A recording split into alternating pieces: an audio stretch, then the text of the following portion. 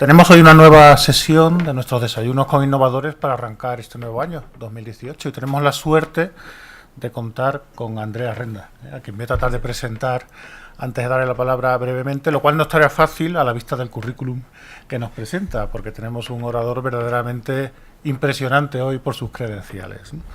Entonces, tratando de centrarme en los aspectos fundamentales, Andrea es por formación licenciada en Económicas, ¿verdad? Por la Universidad Guido Carli de Roma, pero tiene una formación mucho más amplia a partir de ahí, porque él es máster en Derecho y Económicas también por la Universidad de Hamburgo, tiene su doctorado también en Derecho y Económicas por la Universidad Erasmo de Rotterdam, y tiene una amplia cantidad de publicaciones, artículos, libros y contribuciones en sus áreas de interés que ahora voy a detallar, ¿no? Esto en cuanto al apartado de lo que es la formación. A día de hoy Andrea es Senior Research Fellow y también es jefe de políticas de regulación en el centro en el CEPS, ¿no? En el Center for European Policy Studies, que es un think tank en Bruselas, en Bélgica, dedicado sobre todo a temas de políticas públicas, ¿eh? Sí.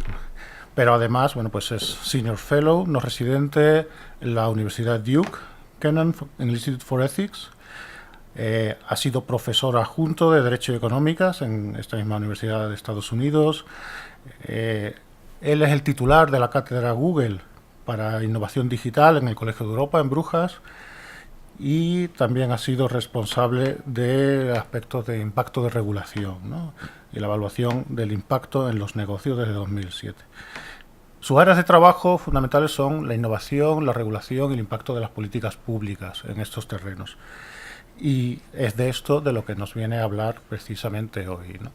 Ya os digo, su currículum es impresionante, asesorando a todo tipo de organizaciones, fundamentalmente públicas, gubernamentales y supranacionales, como la propia Comisión Europea, en temas de innovación, de políticas públicas y de impacto de la regulación en estos terrenos. Así que yo creo que para arrancar este año 2018, pues va a ser una intervención de lo más interesante, y agradecemos mucho a Andrea que estoy aquí con nosotros. Así que, Andrea, todo tuyo, muchas gracias.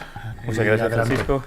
Y bueno, gracias y todo eso. Ups, ¿qué era? ¿Era algo importante? No, no era algo importante. Gracias por tu presentación tan generosa, y espero que primero acepten.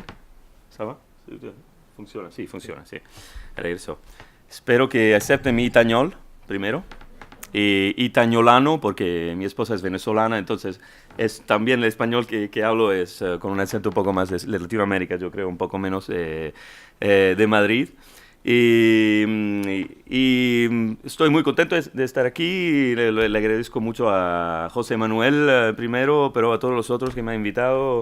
Gracias por la introducción, y estoy encantado de intercambiar un poco de opiniones con ustedes y de ideas, en particular sobre el estado actual de la innovación a nivel europeo, pero además también las ideas que tenemos un poco en Bruselas para cambiar esa política de innovación e investigación a partir del 2020. Cuando se va a acabar el marco de Horizon 2020, y empezamos con el que ahora se llama FP9, pero ahora todavía no sabemos cómo se va a llamar, ¿eh? Ya he escuchado nombres que no me gustan para nada, como es más complicado que la contraseña del Wi-Fi de aquí, que yo tampoco la voy a intentar, porque yo la estaba viendo, pero creo necesitan como 3 hojas, para, no sé. Pero sí, como New Horizon o Beyond Horizon o Mission Horizon o otras cosas, yo creo que sería mejor decir FP9 y tratar de hacer algo inteligente dentro del FP9, sino algo very smart fuera de eso. Entonces, hacemos una pequeña, le hago una pequeña presentación sobre eso, las ideas que tenemos.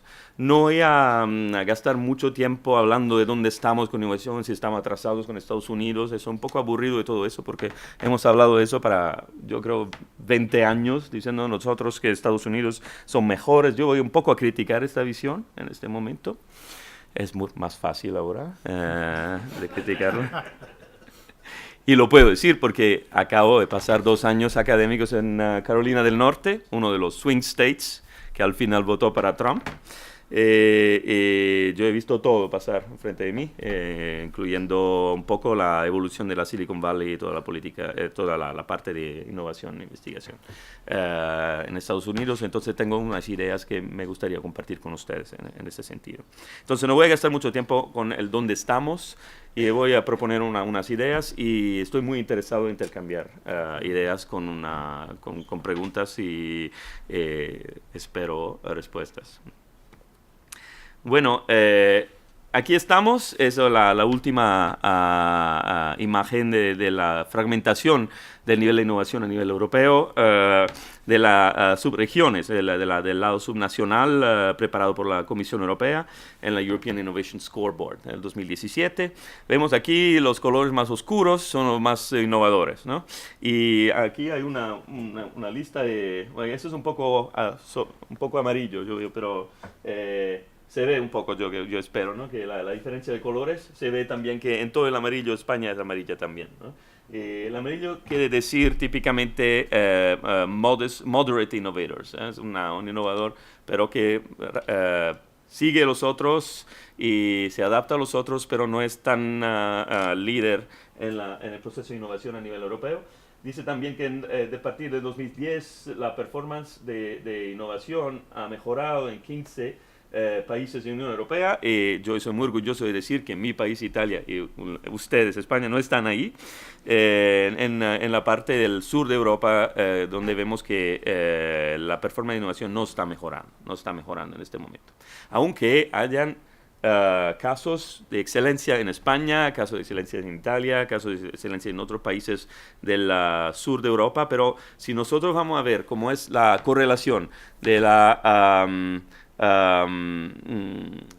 calidad de las instituciones, por ejemplo, de la gobernanza de un país y la performance de innovación, o el PIB per cápita y la innovación en esos países, en este momento en Europa, a partir del 2014-2015, nos vemos un trend muy claro, que es una lenta convergencia entre el oeste y el este de Europa.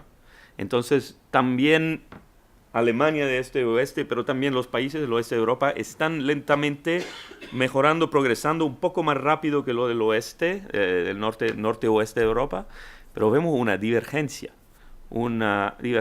creciente entre el norte y el sur de Europa. Y entonces el verdadero problema de Europa no es el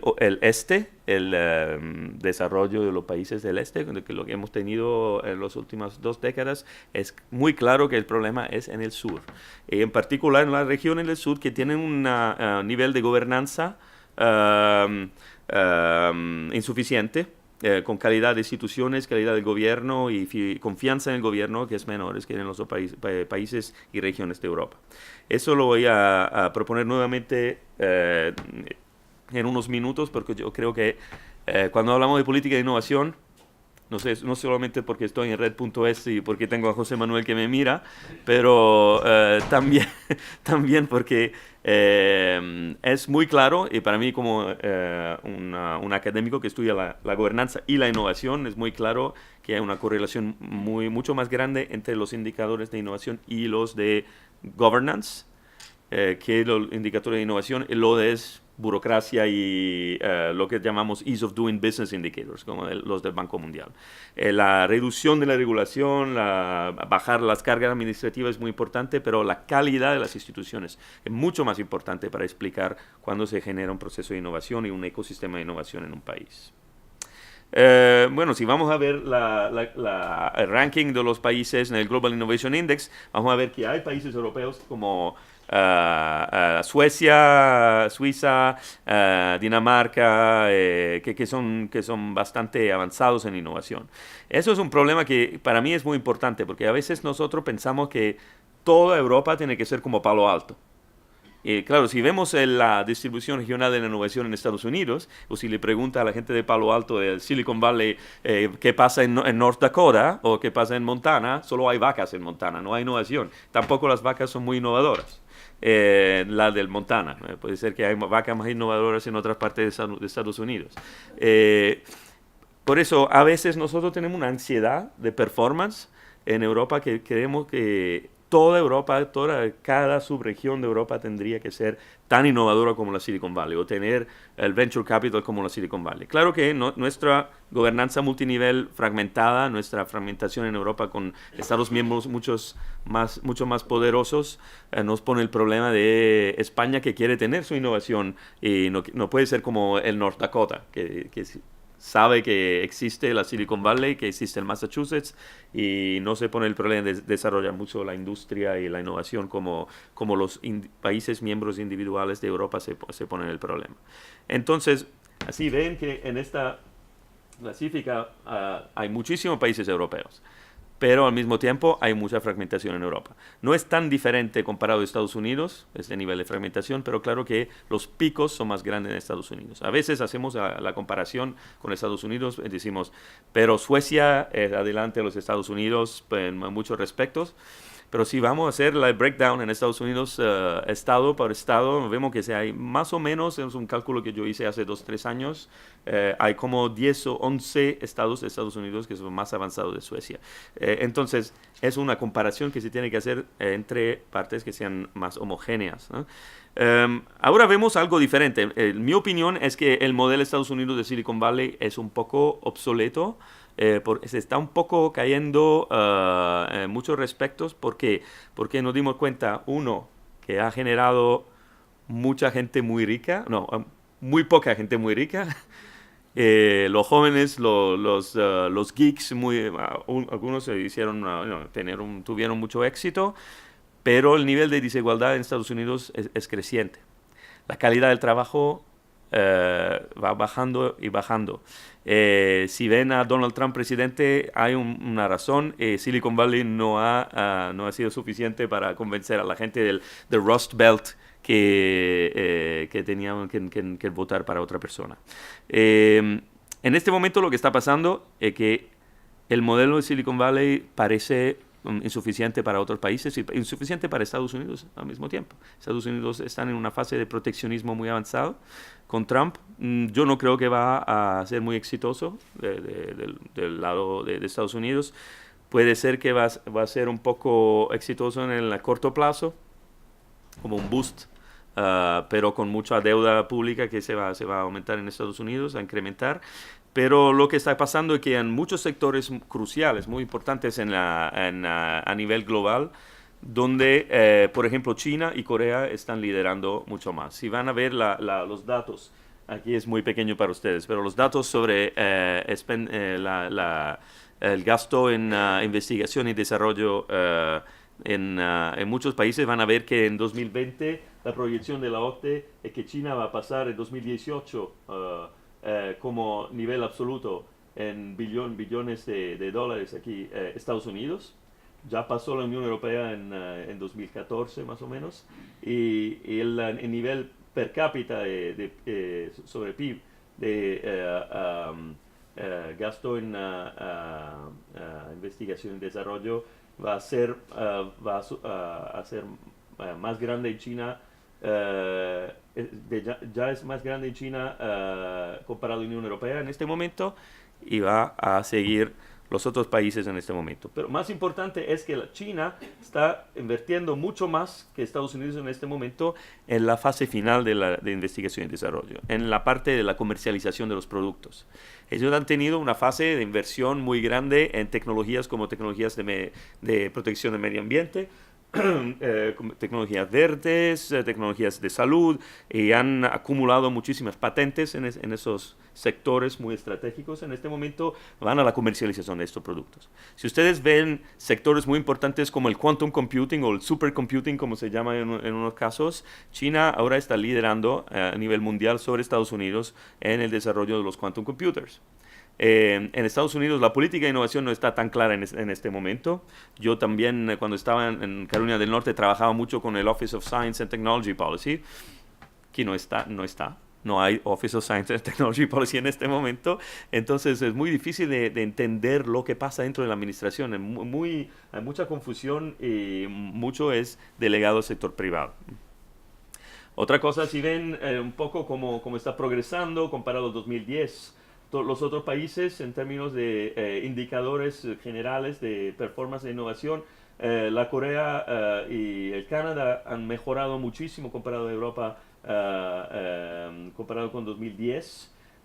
Unión Europea ha mejorado un poquito comparado a 2010, ahora está era 100 en 2010, es 101.8.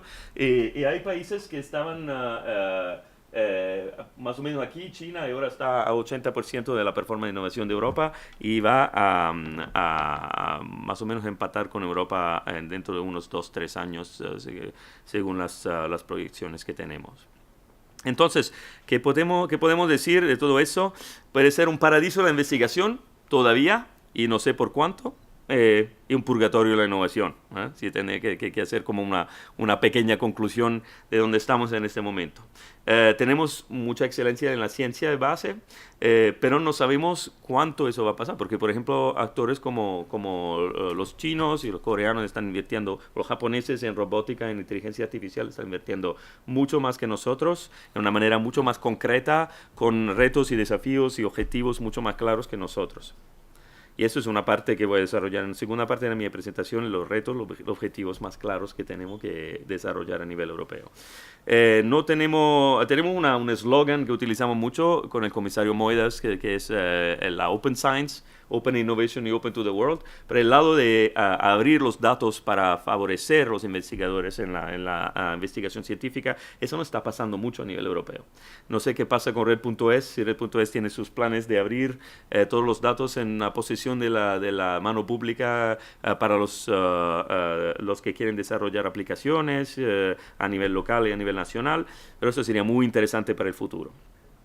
Tenemos también un poco de falta de coherencia a nivel nacional y a nivel europeo, cómo gastamos el dinero, los recursos para investigación y desarrollo. Yo no creo, si observamos el nivel de innovación, que tenemos muchos problemas de innovación per se. En Europa tenemos un problema de difusión de la innovación. Tenemos unas empresas que son las empresas líderes en algunos sectores que son muy innovadoras, pero también tenemos lo que mi amiga Reinilde Vogelers de Leuven llama típicamente zombie firms. Las empresas zombie que no tienen el mismo nivel de innovación, pero permanecen en el mercado no hace esa selección darwiniana que típicamente nosotros expectamos de un mercado. Y esas empresas sobreviven en el mercado, pero no absorben el nivel de innovación que las líderes tienen. Y los consumidores también típicamente no tienen todo el efecto de la innovación, y eso no va a permear toda la economía como típicamente tendría que ser. Entonces, tenemos las tecnologías, pero no la tenemos desarrolladas en muchos casos, y tenemos un problema de difusión de la innovación a nivel europeo. Otra cosa, no tenemos el mercado único integrado que tiene en Estados Unidos, tenemos el problema del idioma, tenemos el problema de la fragmentación jurídica y de regulaciones. Eso es un problema de scaling up, como lo llamamos típicamente, que muchas empresas que son innovadoras en su mercado tienen problemas en atacar el mercado de los otros países miembros. Y ahí encuentran protecciones, vested interests, encuentran todos los obstáculos que típicamente crean problemas para invertir en estos mercados. Eso típicamente crea un efecto deterrente en principio, así que estas empresas no invierten en los primeros pasos, porque saben que será muy difícil subir al pico de la montaña. Yo escribí un pequeño artículo para Intereconomics donde me pedían de una reflexión sobre el estado de la innovación y el efecto de Horizon 2020 sobre la innovación. Y para mí, yo que veo son 3 o 4 big divides, divisiones en Europa. Uno es entre los países líderes y países laggards, países adelantados y atrasados, frontier firms y zombie firms, lo que estaba mencionando antes, las ciudades y la parte rurales. Eso es una división, una divergencia que vemos creciente, y lastimosamente vemos también una creciente desigualdad a nivel europeo entre los ricos y los pobres. Eso es otra división que es un poco menos pertenece a la innovación pero es un problema que tenemos, es una unión que se llama unión, pero de verdad estamos separados todos y vamos divergiendo mucho más que lo pensábamos. Y tenemos una falta de especialización en algunas áreas que son muy importantes. Voy a mencionar estas áreas en un momento. Aquí tenemos el nivel de especialización de Europa comparado a otros players a nivel mundial en 2010, 2014 y proyección en 2020 del Fraunhofer Institute. Tenemos una ventaja competitiva sobre comparables en health, en salud y un poco en como estaba diciendo antes, en protección del medio ambiente y clima, pero eso se está un poco reduciendo en el tiempo.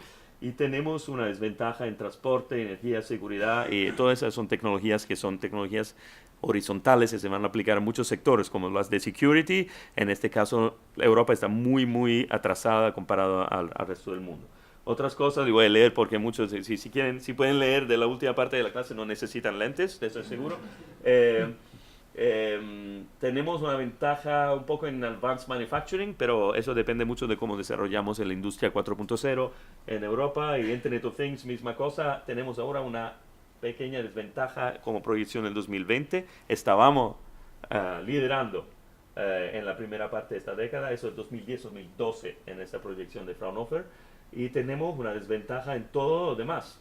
Future Internet, Nanotechnologies, Biotechnology, Advanced Computing, Robotics y todos los temas que vienen ahí. Le voy a distribuir la diapositiva si quieren, así lo pueden ver un poco más cerca.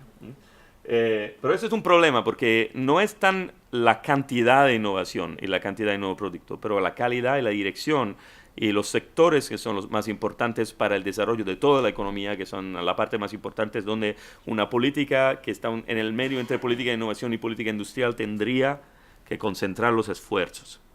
Entonces tenemos ahora una evaluación de medio plazo del Horizon 2020 que nos dice que todo está bien. Bueno, nos dice una cosa, si lo puedo resumir con una frase, yo diría, estamos mal pero vamos bien. O bueno, estamos bien pero vamos mal, no sé. Se pueden decir los dos, yo creo, porque estamos bien porque la Horizon 2020 ha conseguido unos resultados, ha logrado unos resultados de simplificar un poco el acceso a la funding, pero hay mucho interés, mucha competición para los recursos de Horizon 2020, pero tenemos informes que nos dicen que no hay ningún proyecto de FP7 y Horizon 2020 que ha hecho una contribución importante a la investigación y a la innovación. No sé si eso es una conclusión pequeña o una conclusión grande. ¿Qué dicen ustedes? Pero todo va bien, pero no sirve para nada. Entonces, ¿dónde estamos? Tenemos que cambiar algo. Si no cambiamos nada, eso va en la dirección de Horizon 20, otro nombre que yo he escuchado, Horizon 2030. Pero es un poco un problema porque esos fondos, esos recursos van hasta el 2027. Y Horizon 2027 no parecía bastante fancy. Entonces, si lo llamo Horizon 2030, van a tener problemas en 2027. ¿Cuál es el bottom line? Tenemos un problema de calidad, cantidad y dirección de los esfuerzos y de las inversiones en investigación y desarrollo. Tenemos un problema de coherencia entre las políticas públicas. Si la política de innovación mira a unos retos sociales y medioambientales, pero la política de política industrial y la política de inversión industrial, por ejemplo, del plan Juncker, y la política de cohesión y de los fondos estructurales van en una dirección totalmente diferente, no vamos a lograr nada en el sentido de dar una dirección al esfuerzo de innovación versus la solución de problemas sociales y medioambientales y económicos. Entonces, eso es un poco el problema que el comisario Moedas se está poniendo en este momento. ¿Cómo se puede solucionar este problema dando un poco de dirección a la innovación? Ese es el típico problema que con José, cuando estábamos escribiendo un informe sobre política de innovación hace 2-3 años, lo llamamos Innovation for Whom, o innovación por qué, para quién y para qué problemas. Porque no toda la innovación es relevante, sino la innovación que mira a solucionar problemas que tenemos a nivel social y medioambiental. Es importante ver que no todas las áreas de excelencia son iguales. Tenemos que concentrar los esfuerzos en unas áreas que son un poco más cruciales e importantes para el desarrollo futuro. Si piensan en inteligencia artificial o Internet of Things o lo que llamamos Data Driven Innovation, la innovación basada en el utilizo de los datos, ahí tenemos muchos problemas de desarrollo. Sabemos también que los gobiernos son aún más esenciales e importantes, pero no porque tienen dinero, porque le facilitan a la creación de un ecosistema donde la innovación y la investigación pueden desarrollarse de una manera armoniosa y eficaz. Y al mismo tiempo tenemos problema de alinear los esfuerzos de multinivel en Europa. Hay casos en que hay países miembros que tienen recursos para innovación e investigación que utilizan de una manera y después utilizan los fondos europeos de otra manera. Si no hay coherencia entre los dos, no se pueden sumar, y eso es un problema de subaditividad, como la llamamos en las ciencias sociales. Ahora, aquí viene mi momento. Sí, la solución es copiar de Estados Unidos. Yo no creo, como estaba diciendo antes, el modelo de Silicon Valley no es un buen modelo para Europa. Podemos, claro, aprender muchas cosas de ahí, en particular lo que llamamos ecosistemas de emprendedores, casos de emulación, casos de un ecosistema donde las universidades y las instituciones dan una contribución muy grande. Pero yo creo que hemos puesto mucha énfasis en los últimos años en el problema del venture capital a nivel europeo. No creo que podemos solucionar el problema de innovación en Europa con el desarrollo de un venture capital fund. Yo me acuerdo José Manuel Barroso, no tú, cuando Barroso presentó la estrategia Europa 2020 en 2010, en 2009, él dijo que uno de los 4 pilares para la reconstrucción de Europa y para regresar sobre un camino de progreso era el venture capital. Y yo no creo que eso sea posible. El venture capital es un fenómeno muy, muy local que necesita unas informaciones muy locales, y puede ser algo que pasa en Europa, en Darmstadt o en Madrid, pero no puede ser algo sobre el que basamos todo el desarrollo de la Europa. Entonces, necesitamos un modelo diferente. El modelo diferente puede ser de 2 tipos. Puede ser un modelo donde nosotros tratamos de simplificar toda la regulación y ir en una dirección de tabula rasa, como decían los latinos, donde no hay vínculos a la innovación y les dejamos hacer lo que quieren y le bajamos los impuestos, y facilitamos todos. O puede ser un modelo un poco más a lo que llamamos ahora a la Mazzucato, si quieren, donde el Estado es un poco más presente, el Estado es más emprendedor, pero como para facilitar, para favorecer un ecosistema de innovación y para hacer inversiones en unas tecnologías que pueden completar, que pueden llenar una cadena del valor que si no sería incompleta. Entonces, lo que llamamos el Market Accelerators o un Transformer, que no es una película para niños, pero Transformers en el sentido de unas iniciativas que miran a toda la cadena del valor y acompañan la transformación de esos sectores en una manera muy, muy importante con la ayuda, el soporte del Estado. Entonces, voy a hacer un poco, en unos pocos minutos, explicar lo que estamos haciendo con el comisario Moedas. En este momento yo soy parte de un grupo de asesores que se llama ESIR. Había uno antes que se llamaba RISE. Eso es como lo contrario. ESIR quiere decir, yo creo que lo sé, Economic and Social Impacts of Research. Entonces, impactos económicos y sociales de la investigación. Y el comisario Moedas nos ha pedido una ayuda para crear un nuevo marco para el nuevo programa marco de la Comisión Europea en Investigación post-2020, que sea coherente y que sea orientado a específicas misiones. Es una palabra que en español me suena muy mal. No sé por qué, porque yo no conozco bien a Venezuela, desde que Chávez empezó con todas esas misiones sociales que después no han funcionado para nada. Pero lo que pasa en este momento es el marco conceptual que yo estoy desarrollando con el comisario en este momento es este. Tenemos una estrategia para el 2030 de la Comisión Europea que es basada típicamente en desarrollo sostenible. Es basada en los Sustainable Development Goals, pero no puede ser basada en los Sustainable Development Goals globales, porque esos no son particularmente interesantes para Europa. Porque Europa tiene un nivel más alto, típicamente nosotros tenemos que tener nuestros objetivos de desarrollo sostenibles que sean más ambiciosos y un poco más orientados a las necesidades específicas que tenemos nosotros. Por ejemplo, el facto que nosotros tenemos una región que está envejeciendo mucho más que otros países y tenemos unos problemas específicos ahí. Entonces la idea es generar, lo está haciendo el Eurostat con el Joint Research Center de la Comisión Europea, generar una set de indicadores de desarrollo sostenible a nivel europeo y de ahí pasar a definir una frontera de dónde Europa podría estar en 2030. Eso no es solo para la innovación, ahora voy a la parte de innovación.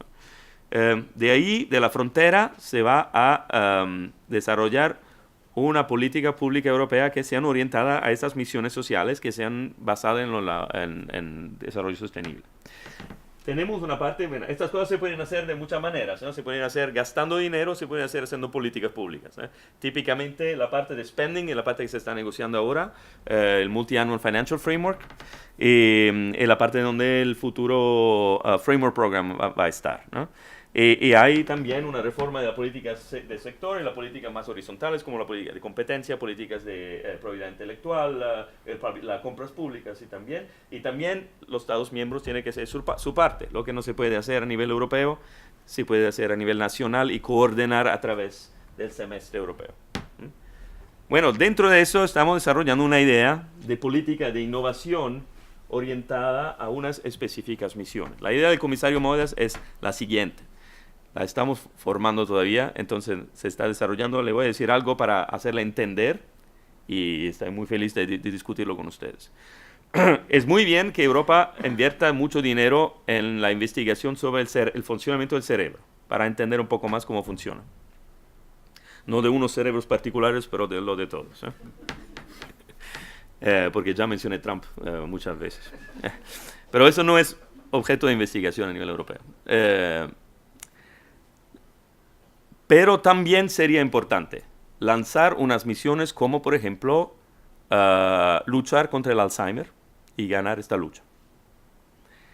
¿Por qué sería importante? Porque nos ayuda a canalizar, a concentrar nuestros esfuerzos en unos objetivos de corto, medio y largo plazo, a involucrar la industria, a involucrar el sector privado, a adoptar una estrategia un poco más inclusiva, sino no la elección de proyectos, pero coordinar y orquestar la comunidad de investigación e innovación a nivel europeo y ser un poco más concretos en poner todas las tecnologías y los recursos conjuntamente en una dirección única que va en la dirección de conseguir unos resultados, ¿eh? Eso es un caso. Puede ser que algo sobre medio ambiente, puede ser algo sobre seguridad en la navegación en Internet, puede ser algo que es una misión más concreta. ¿Esto viene de dónde? Un poco de Mariana Mazzucato, su Mission Oriented Finance y Mission Oriented Innovation. Viene al mismo tiempo de ideas como la creación de la NASA en Estados Unidos, con una misión muy clara, ¿no? El Man on the Moon. No sé si al final terminó en Texas o on the Moon, pero claro, oficialmente lo lograron, ¿no?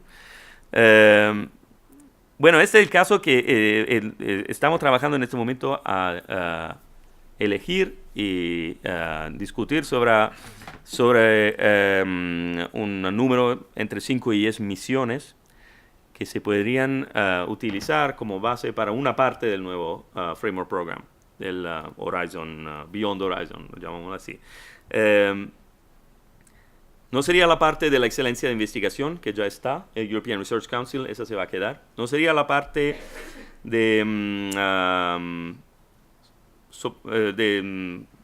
que llamamos ahora COSME y ayuda a la pequeña y mediana empresas, que se va a convertir en lo que llamamos European Innovation Council.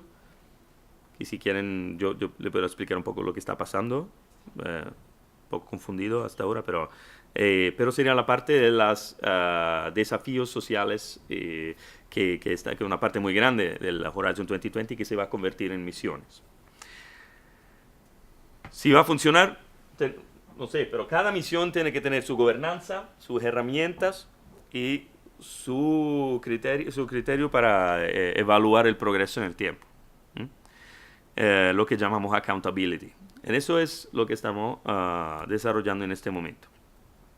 ¿Cuáles son los desafíos en este momento? Son poner la innovación al centro de todos los escenarios para políticas públicas y tener organizaciones y agencias que gestionan las misiones que le dan un input a la política pública. Le dicen, para movilidad o para salud tenemos esta dirección, y cuando hacen política pública tienen que tomar en cuenta este input de científicos y de evolución de la innovación que nosotros les damos.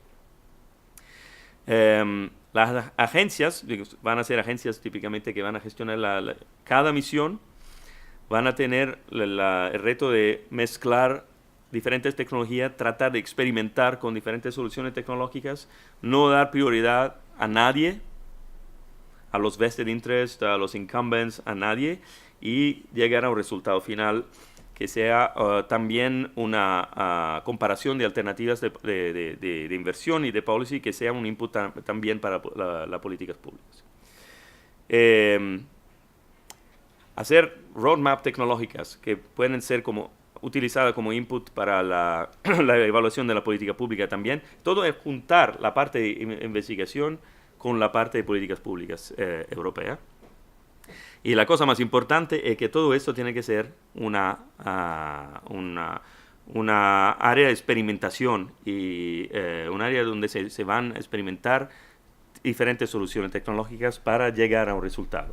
Entonces, típicamente, que se llamen agencias o no agencias, el papel de los que van a gestionar estas misiones va a ser un papel de portfolio manager.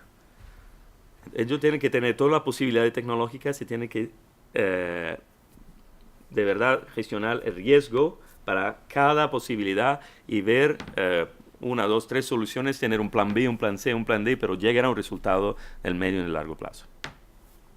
Entonces, nuestras políticas públicas van a cambiar. Lo voy a hacer muy rápidamente porque voy al final a explicar un poco cómo lo veo desarrollar. Es una presentación que hice hace 3 semanas en la DG Research, en la Comisión Europea.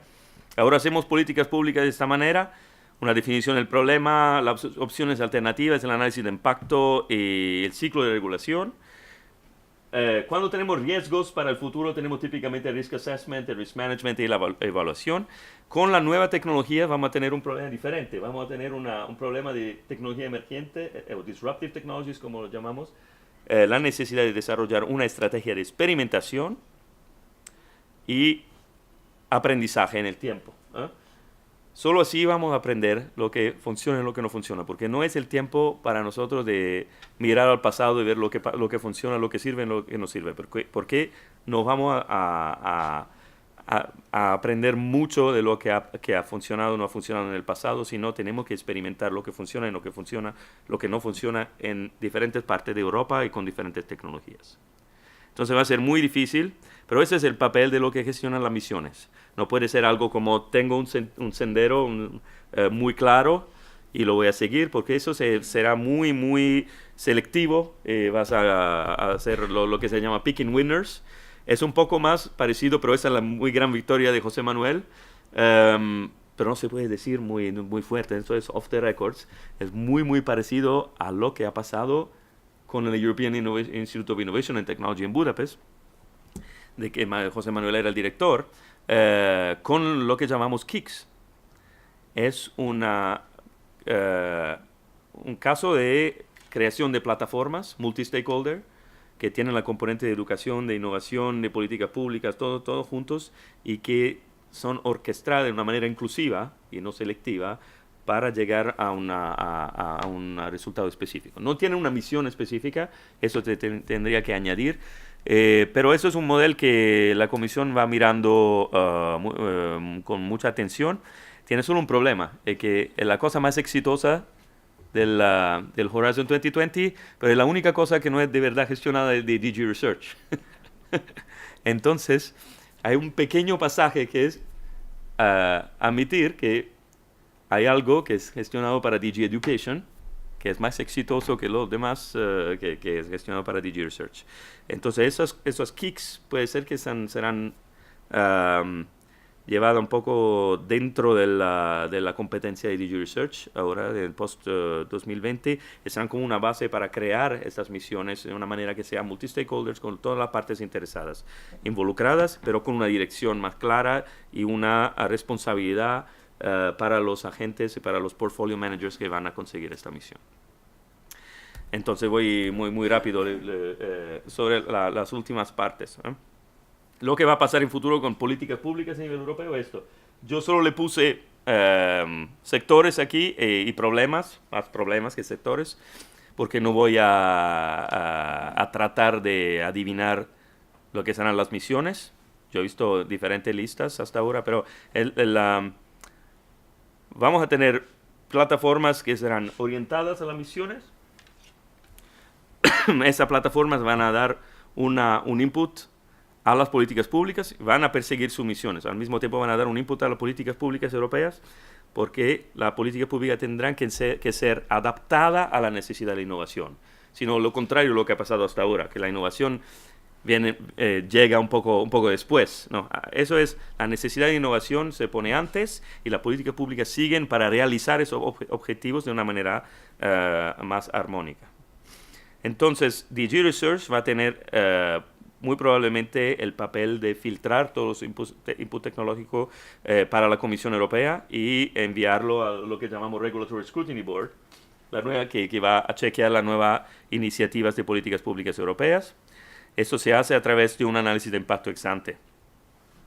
Y con el análisis de impacto ex ante, típicamente el Parlamento Europeo y el Consejo van a chequear y evaluar la coherencia de esas políticas públicas con los objetivos del 2030.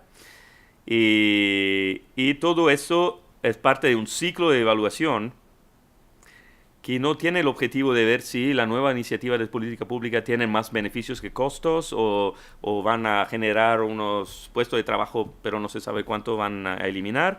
Pero si no es una estrategia coherente entre las políticas públicas europeas, la política de innovación, la política industrial, la política de crecimiento en unos sectores específicos, políticas sociales y políticas de los Estados miembros.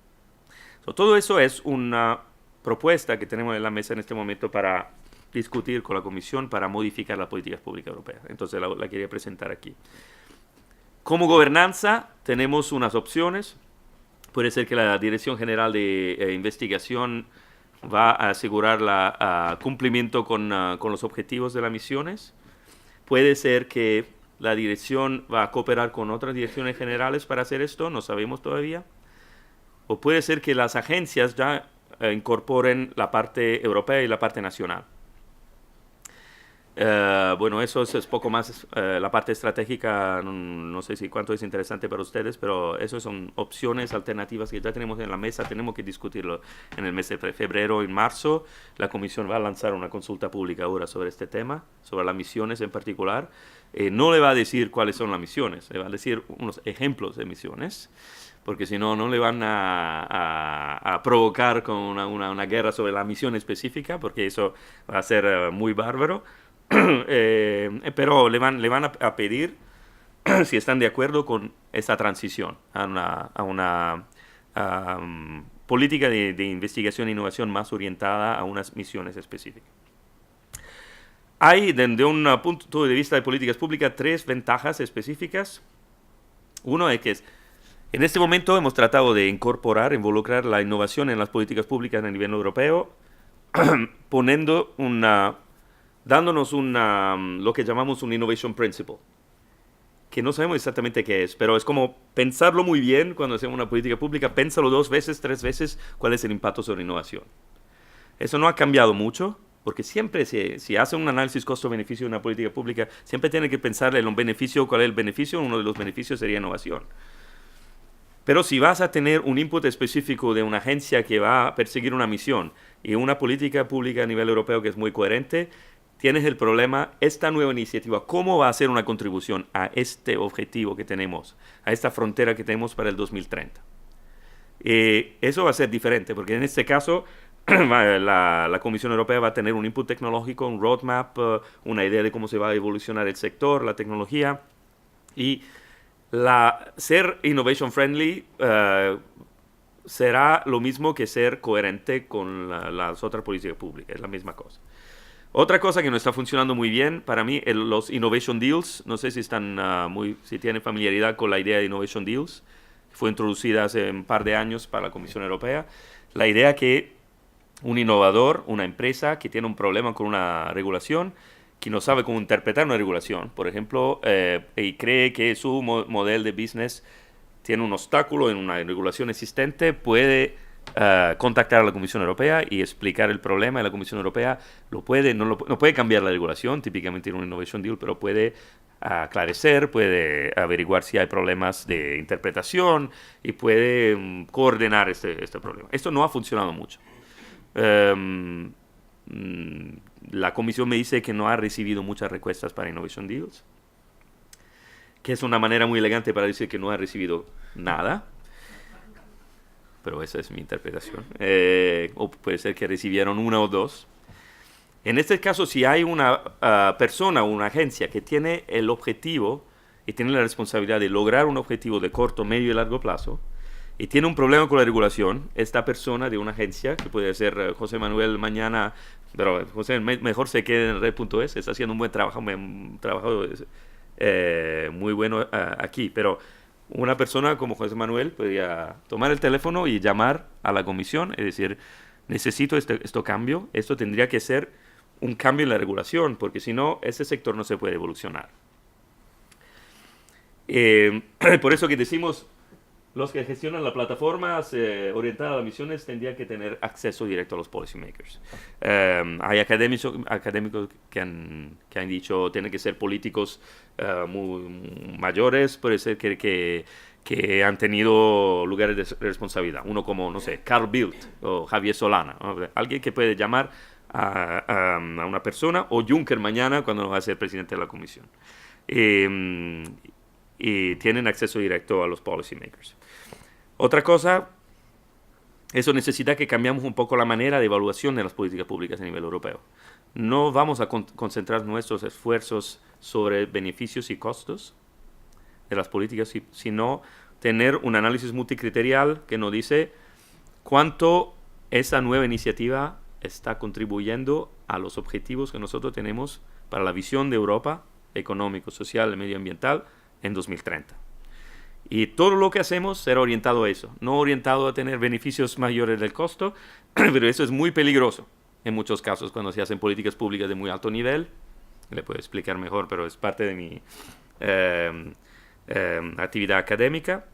En muchos casos es mucho más importante una transición de la eficiencia de las políticas públicas a la coherencia con los objetivos que casi democráticamente nos damos a través de Estados miembros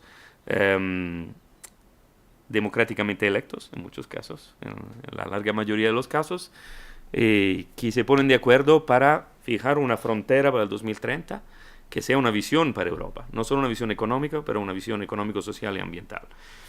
Y eso es una idea que le dice con la política de innovación, que es ahora para mí a nivel de Unión Europea muy adolescente, se va a poner muy madura al final y entrar como parte de todas las políticas públicas europeas. Y una política que va en la misma dirección de las otras políticas.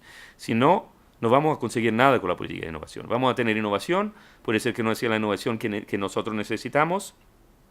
Y claro, siempre tendremos que simplificar la regulación, bajar las cargas administrativas, hacer la vida un poco más fácil para los emprendedores, considerar incentivos con impuestos y otras cosas a nivel nacional, pero no creo que vamos a lograr la verdadera misión de la innovación, que no es la innovación per se, pero la innovación como algo, como una herramienta para conseguir el bienestar social en el medio y largo plazo.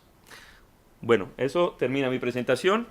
Espero que haya algo interesante en todo eso, no sé, 1 minuto, 30 segundos, es lo que hablé para 35 minutos. Y si tienen preguntas, yo soy muy feliz de responder y comentarla. Gracias.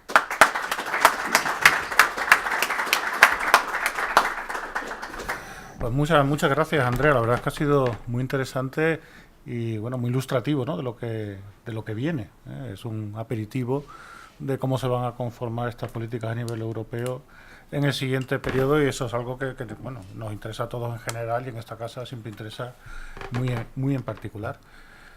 Y ahora, bueno, pues preguntas, que seguro que hay muchas. Adelante. Si no, yo tengo alguna, ¿eh? Pero yo me las guardo para el final. No, tú no, tú no. Ala, adelante. Espérate un momentito, que te dejen el micrófono para que por el streaming se escuche bien. Antes de nada, también agradecer la intervención, me ha parecido interesantísima y además toca muchos puntos que nos aleja de esta cosa de business as usual, ¿no? Y que en estos puntos de transición entre un momento y otro probablemente sea el momento más adecuado para hacerlo. A mí tengo muchas preguntas que hacer, pero voy a hacer... Bueno, empezamos con la primera.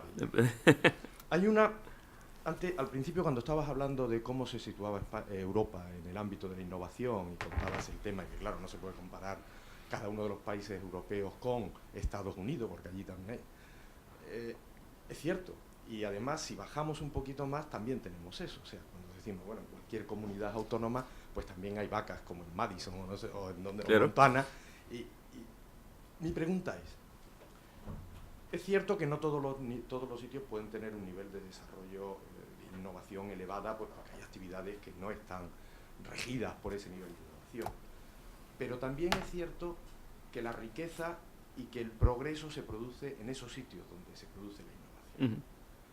Y que si alguien queda descolgado de esos niveles de desarrollo, nos podemos encontrar con un Trump, nada más que ver cómo se han distribuido los votos en Estados Unidos. O sea, la innovación no es una opción, desde mi punto de vista, aunque la actividad a la que tú te desarrolles sea una que requiera bajo nivel de innovación. Es más, yo creo que todas requieren alto nivel de innovación si quieres progresar. En España, por ejemplo, nos pasa con las comunidades autónomas. Todas las comunidades autónomas, da igual cuando el gobierno central inicia cualquier proyecto, inmediatamente todos copian, o todos quieren copiar, claro, con la idea esa de, bueno, ¿por qué yo voy a ser el que me tengo que quedar fuera si esto es tan beneficioso para ti, ¿no? Entonces, un tema que lo planteo nada más de, oye, ¿cómo se aborda esto? Porque ¿qué hace un país? Y sobre todo los problemas de escala, ¿no? O sea, probablemente a nivel de comunidad autónoma, de región pequeña, es imposible abordar este tipo de cosas. En Europa igual, podríamos decir, oiga, es que a nivel de estados miembros independientes, a lo mejor, o individuales, es muy difícil abordar eso. Pero si se aborda desde otro sitio, ¿cómo se reparten esos beneficios? O sea, ¿qué gobernanza se tiene que estructurar sobre eso para que, si yo estoy dispuesto a que el centro de supercomputación en España se ponga en Cataluña, los beneficios de que esté en Cataluña también reporten al resto del país, o al revés, ¿no? Y que no me encuentre después con problemas de que es que tengo unas zonas que aportan más, otras que aportan menos, unas que, y esto podría ligar un poco con lo siguiente, que es fondos de cohesión, fondos FEDER, fondos social, de cómo lo hacemos. Claro, resulta, por otro lado, que en las políticas europeas, cuando vienen a financiar a los países con este tipo de fondos, no puedes dedicarlo a aquellos sitios donde probablemente podría ser más rentable la inversión si lo miras desde el punto de vista y si complementas aquellas otras actuaciones con lo de, oiga, es que repartir en todos sitios, y sobre todo en aquellos sitios donde menos recursos hay, no me lo pone muy fácil a la hora de conseguir. Pongo, por ejemplo, un centro de referencia en analítica avanzada o no sé qué, o no sé cuánto. Claro. Entonces, ¿cómo encaja eso? Sé que estoy mezclando varias cosas. No, pero eso es muy importante. ¿Cómo encaja eso en también la previsión hacia futuro? Si sabéis algo de eso, ¿no? De la propia Unión, de la propia Comisión, ¿no? O sea, ¿cómo se trata eso? Y me quedo con esta primera parte porque... Bueno. ¿Quieres colectar otras preguntas o voy directo? Mejor respondes. Bueno, eso es un problema muy importante porque ha llegado un tiempo que Bueno, inicialmente la Unión Europea era basada sobre el principio de solidaridad, ¿no? Pero eso no es algo que puede pasar para mucho tiempo, especialmente si no tiene resultado. Hemos visto muchísimos países, eso es muy impresionante para mí, muchísimos países como Polonia, por ejemplo, que han tenido muchísimos recursos de fondos estructurales, fondos de cohesión, han mejorado mucho sus fundamentales de economía, pero al mismo tiempo salen partidos políticos que son anti-europeos. Para mí eso es una cosa impresionante. Quiere decir, puede ser, yo no tengo una respuesta muy buena para eso, porque Polonia para mí no es explicable, porque si vas en Polonia, el efecto de la redistribución de los recursos en Europa es muy claro cuando ves las calles o las gran vías o todo, todas las infraestructuras se han construido con los fondos del presupuesto de la Unión Europea. Al mismo tiempo hay un problema para mí de políticas de difusión de la innovación. Si no hay una difusión que genera mercado y demanda del lado de los países que no tienen producción de innovación, pero que pueden consumir innovación, esto va a dejar de esas partes del país o esa parte de la Unión Europea, depende del nivel, como partes no interesantes para nada. No solo yo produzco innovación, pero mi mercado es en Cataluña. Entonces, si los demás en España no producen y no consumen nada, ¿por qué tendré que estar interesado en todo eso? Yo creo que la parte de oferta y demanda son muy importantes en políticas de innovación. Genera la difusión de la innovación, genera la demanda de nuevos productos en estos países y generar a través de instituciones muy buenas un mercado para la difusión de innovaciones a través del país, yo creo que es la única solución que podemos tratar. No creo que la Comisión Europea va a tener una solución mucho más precisa para este problema. La idea es que soy un poco preocupado porque a veces en el piso 13 de Berlaymont le parece que todo está bien. Que también me hicieron gente muy alto nivel, muy alto nivel, muy cerca de Juncker, me dijo, si nosotros pensamos que todo está en un proceso de convergencia en Europa. Y dije, no, yo nací en Sicilia, ya te puedo decir, aquí estamos peor que hace 10 años de una manera relativa, comparado al promedio europeo. Como calidad de las instituciones, como calidad y como cantidad de innovación, de producción producción y servicios, estamos empeorando relativamente a la Europa. Entonces, eso no se puede aceptar. Yo creo que la confianza entre las instituciones a nivel europeo es el primer paso. El segundo paso es la redistribución de los recursos, pero con una política de innovación que sea geográficamente bien distribuida. Agricultura, por ejemplo, necesita muchísima innovación. A veces hay países con las partes rurales que, por ejemplo, Extremadura en España necesitaría muchísima innovación en agricultura, pero nuestras políticas de innovación no tienen en sus misiones, no tienen esta frontera, ¿no? Yo creo que la dificultad de generar misiones es eso. Tiene que ser una misión para el Mediterráneo, una misión para agricultura, una misión para Ártico, por ejemplo. Es algo que va a involucrar Finlandia en unos casos y Andalucía en otros casos.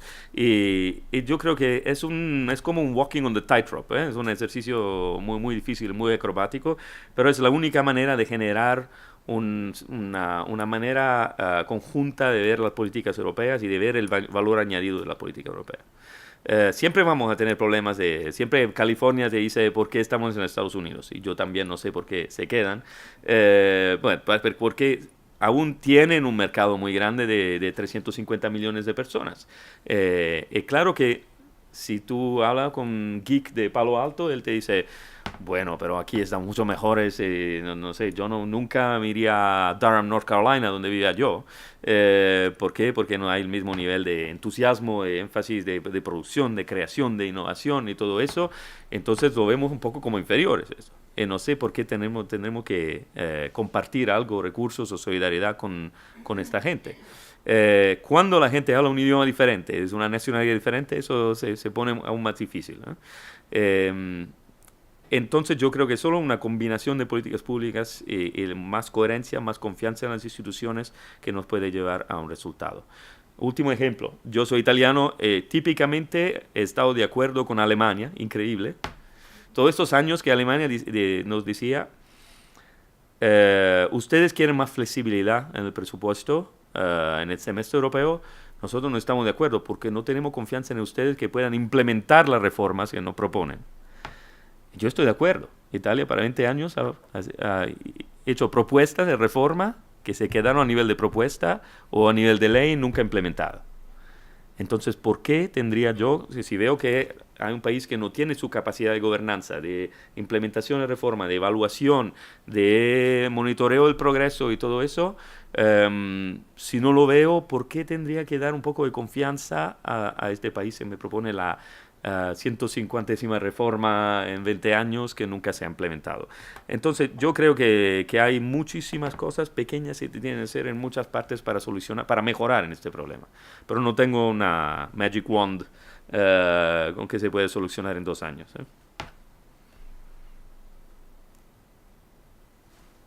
Muchísimas gracias por esta presentación tan interesante. Sí, hola. ¿Sí? Pues no, parece que... Bueno, te escucho muy bien, pero no sé si están grabando. Bueno, pero no sé. pues, muchísimas gracias y efectivamente también genera muchos posibles temas de debate. Voy a apuntar uno.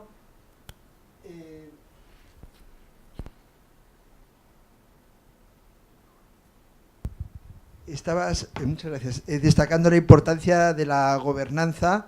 Entonces, bueno, en Estados Unidos, aunque el modelo esté en crisis, parece que mencionabas la importancia de las empresas privadas, ¿no? Alguna vez alguien me dijo de Cisco que le parecía llamativo los proyectos europeos que fueras a innovar en público, siguiendo las directrices de la Comisión Europea y con otros 28 partners, cuando es tu core en la innovación, que ese modelo, pues que ellos no creían para nada en él. Si tenían que hacer algo, no iban a poner un gran esfuerzo público, 500 o 1.000 millones, iban a poner 2.000 su empresa, para competir a escala global, y que ese modelo de 500 millones en público y fragmentado, bueno, entonces ese modelo privado es el americano. Para el público apuntabas esa emergencia de China, ¿no? Y en Europa, creo que en Italia va a haber elecciones en marzo. Sí. En marzo y en octubre, sí. En España hemos repetido elecciones y tenemos un gobierno en minoría que no puede aprobar apenas leyes y que no ha aprobado el presupuesto anual. En Cataluña estamos atascados con un 47% de los votos, pero un 55% de los representantes. Y esta gobernanza, es decir, que el modelo público, China, por volumen y unidad de propósito, va a una velocidad muy superior a la de Europa. El modelo privado, Estados Unidos, el riesgo de stacking the middle, de quedarte entre medias de los dos modelos, ahí perdió también en estos problemas que decía mi compañero Juanmi. ¿Qué opinión ves este problema de la gobernanza en Europa, ya el Brexit y otro tipo de elementos que también generan un ruido sobre el conjunto de las políticas, incluyendo las de innovación, ¿no? Claro, es un momento muy importante, es un momento difícil. Yo creo que Europa tiene sus oportunidades. En muchas nuevas tecnologías, el liderazgo que tenemos nosotros es un liderazgo de regulación, que puede ser, no parece muy bueno, pero de verdad hay cosas como el General Data Protection Regulation que se puede mejorar, claro. Pero la gente, si habla con gente de Cisco, de Intel, la única referencia que tienen ellos a nivel mundial como estándar es esto. La Europa tiene una posibilidad de desarrollar los estándares de políticas públicas y de regulación que se van a aplicar en casi todo el mundo. Y al mismo tiempo tiene su oportunidad de movilizar los recursos donde están y relanzar un poco la narrativa de la Unión Europea. Yo veo en Bruselas, ahora que regresando en Bruselas en agosto, septiembre del año pasado, veo un momento un poco fluido, un momento un poco extraño, ¿no? Porque hay un poco de esperanza para el futuro, mucho más, después del Brexit y todo eso. Ha sido un momento muy difícil. En este momento, con las elecciones en Holanda y un poco Macron y un poco otras cosas, hay elementos de esperanzas para el futuro. Pero la condición es que Europa haga 5 cosas correctas enseguida, que nunca ha pasado. 5 o 6 cosas, que se podría hacer. La gobernanza, la coherencia de las políticas públicas, un poco de coraje en poner en línea los incentivos de los Estados miembros con los de la Comisión Europea, un poco de delegar un poco más sobre políticas sociales y ambientales a la Unión Europea, dejar con la falta de coherencia entre, por ejemplo, las políticas sobre fossil fuels a nivel nacional y a nivel europeo, que son increíbles, mejorar toda la gobernanza de la Unión Europea. Yo creo y mejorar un poco la narrativa, el mensaje. En este momento estamos en una situación, nos quedamos en una situación en que para un político nacional la situación es perfecta. De un punto de vista de game theory, si quieren, es perfecta. Todos los éxitos se pueden nacionalizar, todos los fracasos se pueden europeizar. No creo que esa es una buena base para empezar a construir una Europa un poco más fuerte, porque los incentivos de la gente que está más cerca de la población son incentivos totalmente diferentes. Entonces, por ejemplo, yo escuché Juncker que decía, durante el Brexit nosotros decidimos de no decir una palabra sobre el Brexit, para dejar al pueblo, a la población de Reino Unido de decidir para ellos mismos. Al mismo tiempo, Cameron está decidiendo de no decir una palabra sobre Brexit y todo su cabinet no podía decir una palabra y al final nadie dijo nada, se votó como se votó. Ahora se están arrepintiendo, ¿no? Pero misma cosa en Cataluña, un poco más, pero yo creo que no podemos avanzar mucho en la Unión Europea si tenemos unos líderes que saben que no pueden decir nada si pasa algo en Polonia, en Hungría, o ahora están empezando un poco con el infringement procedures, pero creo que eso es una cuestión de ponerle un poco más énfasis a la coherencia y a cuánto importante es el proyecto europeo. Después, claro, tenemos que decidir. Yo creo que en muchos países el poder del gobierno, la inversión pública. Bueno, la otra cosa donde lideramos es inversión pública en Research and Development. La Unión Europea es primera en el mundo. No sé si eso es un orgullo o no, pero claro que si vamos a utilizar un poco mejor este dinero, yo creo que Horizon 2030 o Beyond Horizon, como se va a llamar, tendrá más que 80 billones de euros. Vamos a ser cerca de 100. Ese dinero se tiene que utilizar muy bien y tiene que tener un efecto de leverage con el sector privado. Las misiones tienen este objetivo y tiene que ser utilizado juntos con el plan Juncker, EFSI, como lo llamamos, o otras herramientas a nivel europeo que tendrían que ir en la misma dirección. Le hago un ejemplo. Primera generación de EFSI, el plan Juncker. Ellos tenían la obsesión de movilizar estos 5 y después 21 billones de euros que tenía que movilizar. El 68% de los proyectos que se aprobaron en EFSI tienen un carbon footprint muy malo. Eso no puede pasar. No puede tener una frontera de reducción de las emisiones, pero con la mano derecha y con la mano derecha y con la mano izquierda hace proyectos de inversiones de billones y billones de euros que van en la dirección contraria, ¿no? Eso yo creo que es un problema muy importante. Y muchas cosas no se deciden en Bruselas, claro. Lo que pasa en Estados Unidos es una centralización de las decisiones sobre política industrial mucho más grande. Ahora es casi una personalización de las decisiones, que yo creo es excesiva. Pero el modelo europeo yo creo que va en esta dirección, se puede posicionar muy bien, pero esas 5 o 6 cosas enseguida, yo nunca lo he visto. Bueno, Andrés, yo quería hacer algún comentario. Primero para darte las gracias por venir y por una exposición que a mí me parece estupenda, ¿no? Yo pierdo un poco perspectiva. Tú has sido muy amable de decir cosas y tal en las que yo he estado presente, pero de verdad comparto contigo esta visión, ¿no? De que hay cosas nuevas que están sucediendo y que ha habido un momento un poco humble y una cierta catarsis, y no hay nada mejor que eso, porque solo puedes pensar que la misión es ir a mejor. Y en ese contexto encuentro en esta exposición que se están poniendo el foco en cuestiones, digamos, un poco olvidadas, ¿no? O que no han sido centrales. La regulación es una de ellas, ¿no? Me gustó mucho esa transparencia en que ponías regulación, aprendizaje, evaluación. Todo eso no era sustantivo, ¿no? En lo que, no. O sea, la innovación se ha venido a entender como algo que hay que predicar a los demás, que hay que financiar, y si eso se hace, pues las cosas irán bien. Y ahí yo creo que hay un cambio de paradigma, ¿no? Es decir, no, hay que empezar con el fin en mente, ¿no? Que es lo que muchas de estas cuestiones se plantean. Y claro, la clave será, como apuntabas, el que esto no quede, porque es verdad, Europa ha avanzado en esto que se planteaba coordinación de políticas, ¿no? Claro, lo que se hace en el programa marco es colaboración, y colaboración en proyectos no es lo mismo que coordinación de políticas. Claro. Eso ya hemos aprendido, ¿no? Ahora, ¿cómo se irá esta otra generación, como apuntas, de emisión? Pues la clave puede estar también en lo que tú apuntabas, de darle una institucionalidad a esta política, ¿no? Esos tres planos que decías, ¿no? Que se confunden siempre. O sea, en España lo resumimos diciendo, ¿esto quién lo lleva?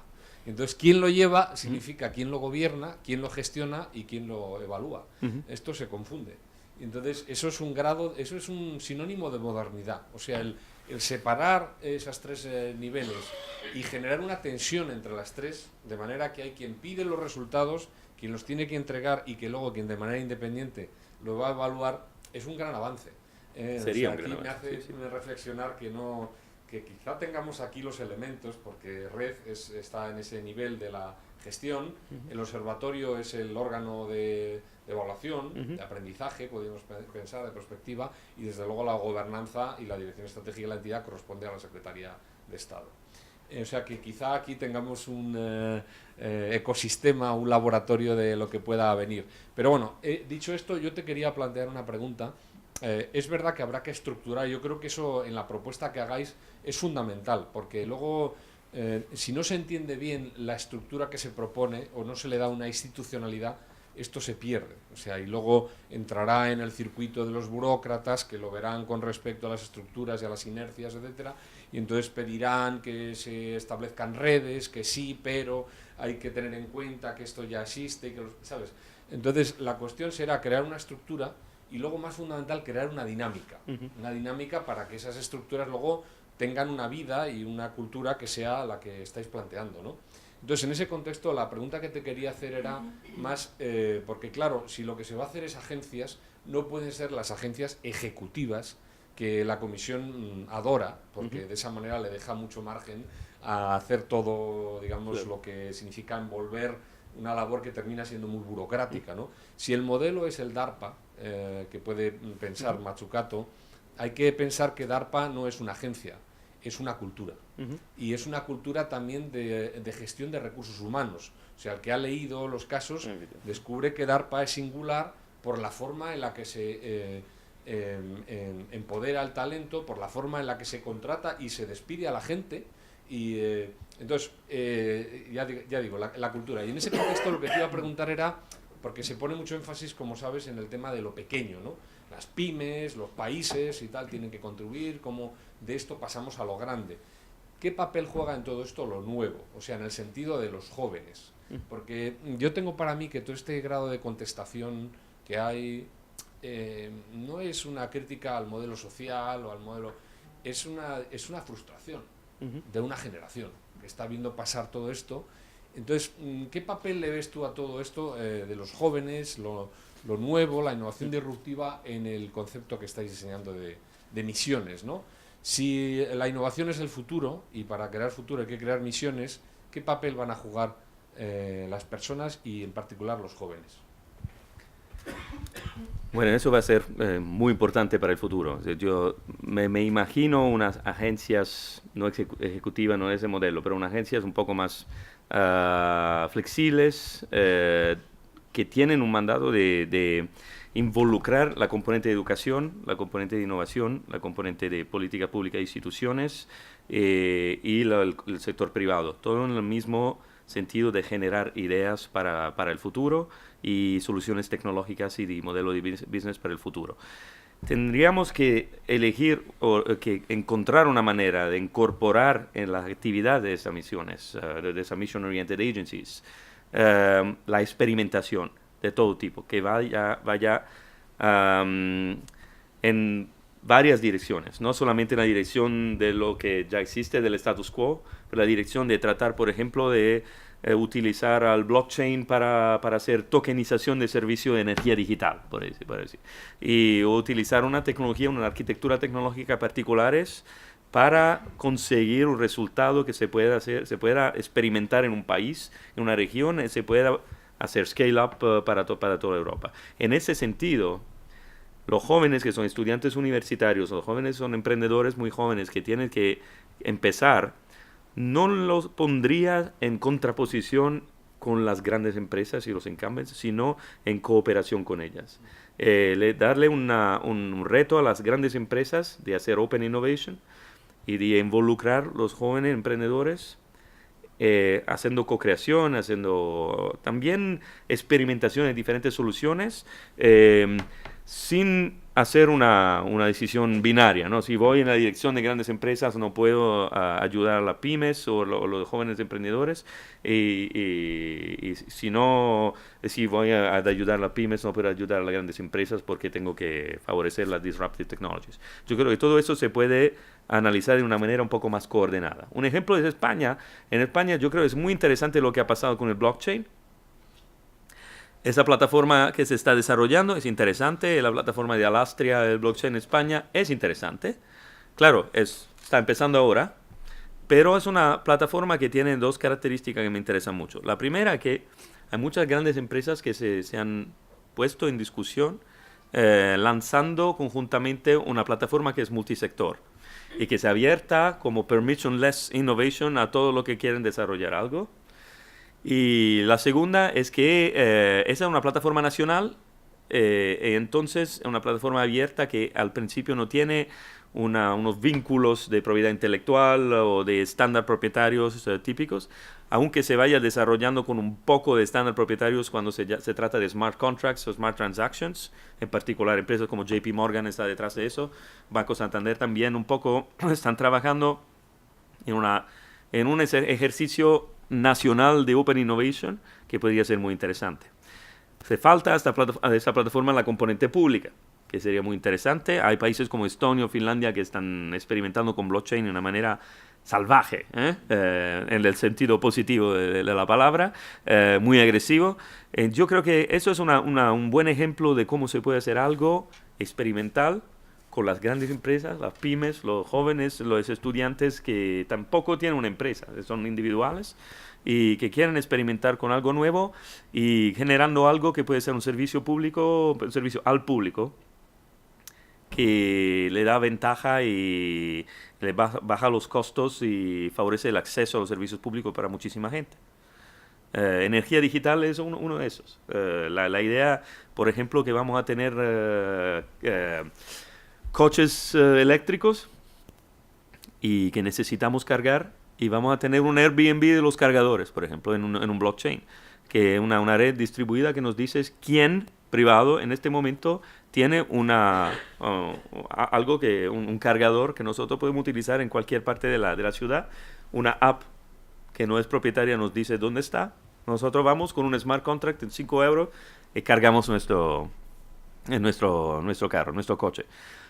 Es un ejemplo, pero la tecnología es empowering, enabling, como decimos normalmente. Es importante que la hacemos favorecer un desarrollo armónico de servicios públicos, con las pymes, con el sector privado y el sector público. Si logramos eso es algo nuevo, que no ha pasado en Estados Unidos, no ha pasado en China, no está pasando en ninguna parte del mundo. Europa está cerca de esa dirección, y yo lo veo muy, muy interesante. Es que has sacado el tema de blockchain y el caso de España. ¿Cómo se está percibiendo el caso desde Europa? Digamos, ya se ha detectado como, digamos, un elemento de innovación, porque yo sobre el tema de blockchain tengo una percepción, ¿no? La percepción es, vamos a ver, de repente ya estamos en otro disruptor claro, identificado. Entre otras cosas porque ya hay 4 o 5 centros en el mundo, desgraciadamente no creo que haya ninguno en Europa, donde ya se está desarrollando en forma de innovación abierta el software y las plataformas, compitiendo, digamos, de forma muy dura a ver quién es el próximo Google, por decirlo, vamos, la próxima plataforma general, ¿no? Entonces, es verdad que por razones, como siempre,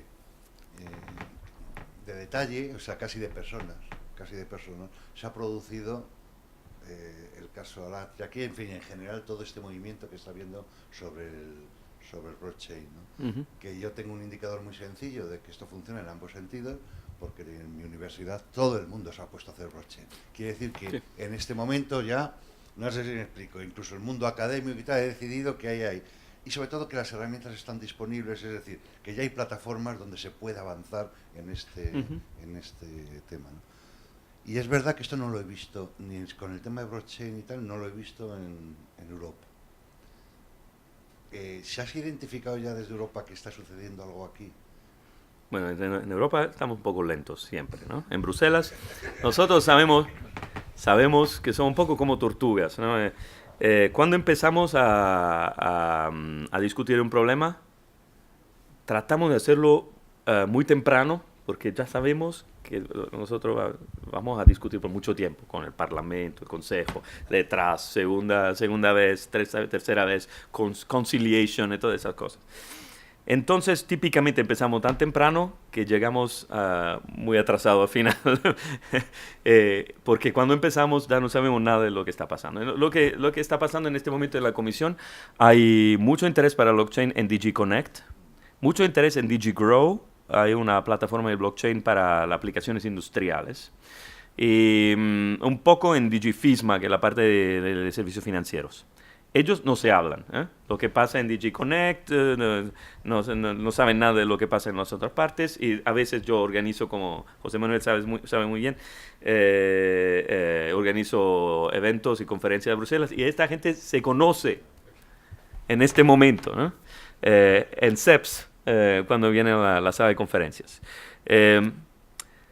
Yo creo que en este momento, hoy es el 11, ¿no? El 14 hay una fecha para, yo no lo voy a hacer esta vez, pero es muy interesante para presentar proyectos de investigación para cómo es un estudio de factibilidad para el scaling up de soluciones blockchain a nivel paneuropeo. Eso es para la DG Connect, yo creo, si me acuerdo bien. Estamos en una fase de colectar ideas. Hay muy poca gente que sabe lo que pasa en blockchain en España y Alastria y todo eso en Bruselas. Yo recibí una visita de Banco Santander que tiene Julio Faura, que es el director de investigación y desarrollo, muy preparado, que tiene una visión muy clara de dónde va Alastria y la plataforma a nivel nacional. Fue fantástico y yo tengo el plan de llevar esta experiencia a Bruselas con una mesa de trabajo. Típicamente hacemos lo que llama una task force a nivel de CEPS. Será muy interesante porque hay mucha gente en Bruselas que no sabe nada de eso. Ahora, yo creo que hay un observatorio de blockchain que se creó en DigiGrow, un hub de soluciones de blockchain que se creó en DigiGrow. Es muy nuevo, no ha generado mucho hasta ahora, pero va a trabajar en el curso de 2018. Yo creo que el 2018 es el año de la revelación de blockchain en Bruselas. Por ejemplo, en Finlandia, yo estuve en Tekes, en Finlandia, y en Aalto University, ya saben todo el blockchain, lo hace gente como ETLA, por ejemplo, Centros de Investigación en Finlandia, hace muchísimas cosas en blockchain. Todo eso no llega a Bruselas, va a llegar un poco más tarde, y va a llegar, yo creo, en el 2018 con esos proyectos de investigación, con esas iniciativas de hubs, de mesas de trabajo y todo eso. ¿Dónde va a llegar? No sé. Mi previsión es que el blockchain se va a desarrollar muy bien en unos sectores, pero se va a desarrollar a unas condiciones. Yo me acuerdo muy bien y he seguido la evolución del software open source hace 15, 20 años. Fenomenal, exactamente en el espíritu inicial de Internet, muy distribuido, muy end-to-end. Nadie es propietario de nada, sino es inteligencia colectiva. Todo eso es parecido a lo que está pasando con blockchain, que encarna el espíritu inicial de la plataforma distribuida que era Internet. Pero un poco como el software open source, que se ha desarrollado un poco como esas bolas de souvenir, ¿no? Donde pasa todo dentro, la puedes girar, ¿no? Va nevando dentro y todo, pero de fuera no pasa nada. Lo que ha pasado con el software open source es que IBM y todos los otros han puesto el software open source al centro de un modelo de business alternativo al de Microsoft. Pero todo se llegó de una manera for profit, pero una manera diferente de hacer business. Y yo lo veo en blockchain, lo que va a pasar, yo veo muchas, lo que llamamos permissioned ledgers, son con un nivel de autorización, de privilegios, de administrativos, en las manos de unos unas entidades, pueden ser empresas, pueden ser autoridades públicas, entonces no totalmente distribuido, no totalmente verificable de todos, inmutable y todo, pero con una naturaleza distribuida, se va a evolucionar de una manera híbrida, más controlable, un poco menos revolucionaria, pero va a cambiar mucho la manera que utilizamos para hacer contratos, seguros, casi todas las transacciones de servicios y las intermediaciones financieras. No creo mucho más en las criptovalutas, sino en una parte muy específica. Yo, por ejemplo, veo que Kodak ha lanzado ayer o en CES en Las Vegas una criptovaluta para los derechos de propiedad intelectual de los autores de fotográficos, ¿no? De los fotógrafos. Eso yo lo veo como una posibilidad, que se utilice una criptovaluta específica que es compatible con otras, se puede intercambiar con otros tipos de criptovaluta, pero que tiene su especialización sectorial. Eso lo veo posible. Pero no veo el Bitcoin tan revolucionario como el blockchain. Bueno, la verdad es que no sé si hay alguna pregunta más, porque nos hemos ido completamente de hora. Buena prueba del interés que ha suscitado tu intervención, así que yo creo que lo vamos a cerrar aquí. Muchas gracias otra vez, la verdad es que ha sido tremendamente interesante y el debate posterior también. Sí, mucho más. Y yo creo que no podemos empezar mejor el año 2018, o sea que muchas gracias, Andrea, y otro fuerte aplauso para él. Gracias.